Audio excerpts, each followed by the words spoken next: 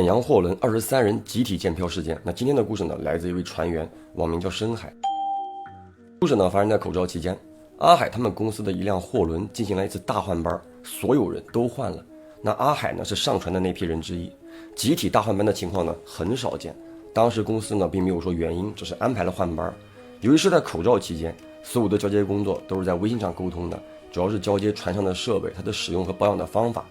第一个航次呢没有什么问题，去菲律宾拿镍矿，再到广西北海卸货。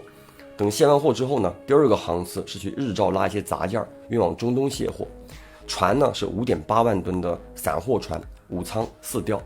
通常呢在国内装卸货的时候是不需要用船上的吊的，只需要把吊臂摆到海内侧，这样呢不影响岸上的吊车作业。在日照装货的时候，阿海他们的船2号吊臂突然自己摆动了起来。船长呢问阿海他们甲板部，谁他妈没事去动这个吊了？当时甲板部的所有人都在生活区，没有人去开吊。确认没人动过之后呢，又问机舱有没有人去动吊。那一般情况下呢，机舱会去保养吊里的设备，但他们是不会操作起吊的。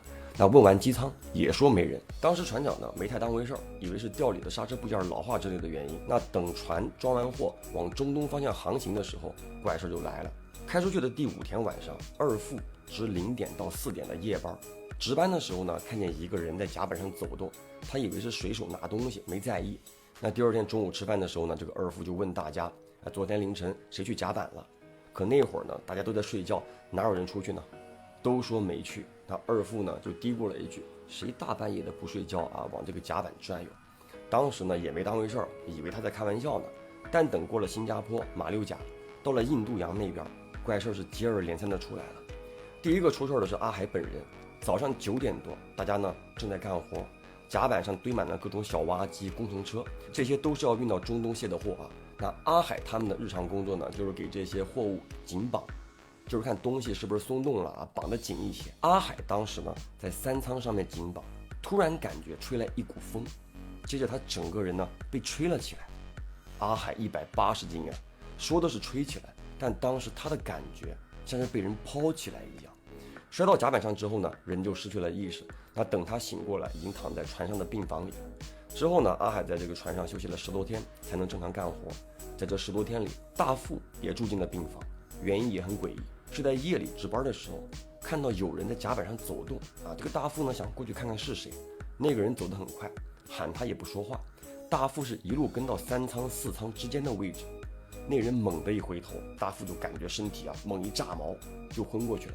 醒来之后呢，一直高烧不退。那还有一件事儿是船上的木匠，船上负责压排水的职位啊，不是陆地上的那种木匠。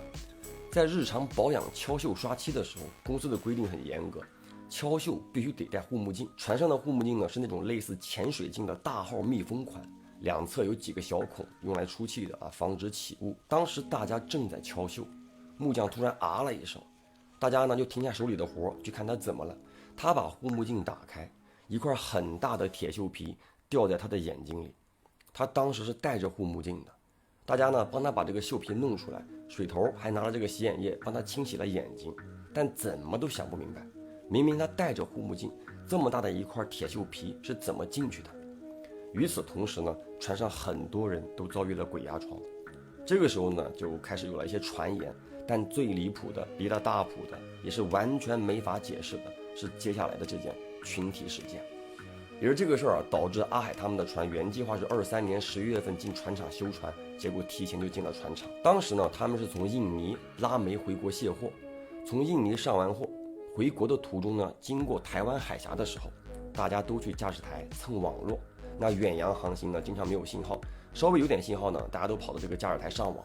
和家里人联系啊，报平安、唠家常。大概是在晚上10点多，一群人呢正在上网，三副在值班。他突然看见一个人在2舱的舱盖上跳舞，就喊大家来看啊，以为是哪个船员溜到这个甲板上去了。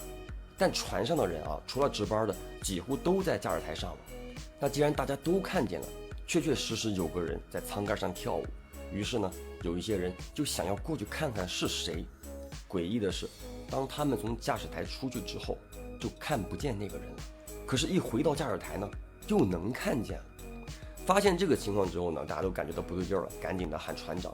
船长啊，来了驾驶台一看，也看见了。就动用全船广播，叫所有人都来驾驶台。除了机舱值班人员确认所有人都在之后，二舱舱盖上面的那个人还在跳。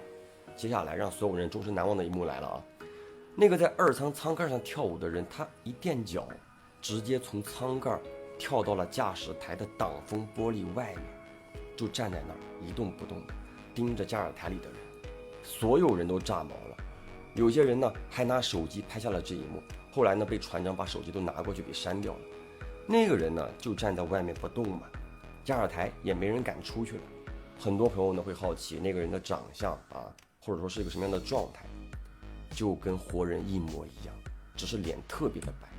经常跑船的人是不可能这么白的，和阿海他们穿着一样的工作服，短短的卷发，只是阿海他们船上的所有人都不认识这个人，更何况如果说是个人，怎么可能从舱盖上一下就跳到驾驶台外面？两者之间隔了8-9米的距离就这么一直熬到早上5点多，有同事说那个人不见了，大家才赶出去回到生活区。从那之后他们每天晚上都能看到那个人在舱盖上跳舞。想象一下在一望无际的大海上出了这样的事儿，大家有多么的无助，多么的恐慌。白天都没人敢出去干活了，全都3-32-2的躲在生活区里，即使上厕所也要叫上人陪着一起。那公司呢知道这个事儿之后呢，让把船开到镇江，把煤给卸了，然后去了舟山的船厂。进船厂之后，所有人被集体安排到一个很偏僻的小岛上并且让他们不准和家里人联系接着来了一群人做法事。那直到这个时候呢，大家才知道为什么这艘船要集体大换班。之前的那班人水头在洗舱的时候摔进大舱里摔死了。那其实大副呢通过一些关系也找到了那个水头的照片，跟当时他们看到的那个跳舞的人就是同一人。那这个法事做完之后呢，船上也被贴满了各种各样的黄纸。阿海他们所有的船员也一起被安排到了一座道观里面的人呢给他们也做了一场法事。说来很奇怪在做完之后，阿海感觉他的身体呢暖暖的，就像是面前放了一个那种取暖的小太阳一样。后来呢，公司给他们这船上的每个人都发了$1000的补偿，要求就是大家不许把这件事儿捅出去。之后呢，阿海他们就下船了。后来呢，阿海也问过那批还在船上的同事，他们说那条船之后呢，再没发生过其他离奇的事。但是从那次之后那批目睹了跳舞事件的同事很多都离职了，还有个别入道的、修佛的。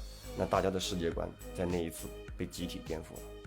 那故事呢虽然说结束了，但是有一个好消息也要告诉大家：99块9、99块9、89块9、39块9、39块9、29块9。5块5条，总价值407.9。说实话，EH的防脱洗发水确实好用，但是一起买400多，有点顶。那明天也就是3月24号，EH的防脱洗发水专场，不要399，不要299，不要199，149块9，全部都带走。有需要的朋友，直播间不见不散。